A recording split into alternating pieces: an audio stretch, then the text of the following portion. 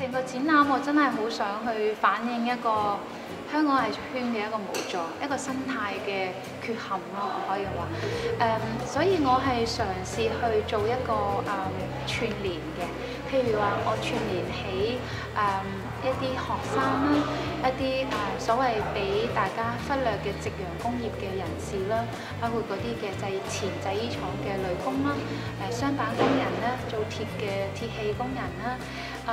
一啲退休嘅人士啦，或者唔係從事藝術嘅人啦，咁希望佢哋都可以成為一個製作者，咁令到香港嘅 Made in Hong Kong，即係你香港製作嘅呢一個工業咧，呢一種嘅工業咧係更加強大嘅。希望咧透過呢個展覽嘅宣揚咧，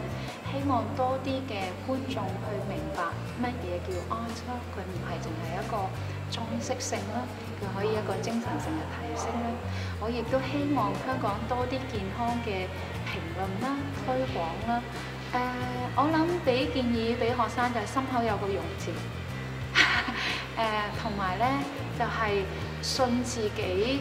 相信嘅嘢，唔好因為出邊太多嘅利益引誘而改變咗你自己真係一個精神上嘅一個追求。咁嗰個先會係我哋真正嘅 art，亦都提升咗大家喺香港嘅藝術水平。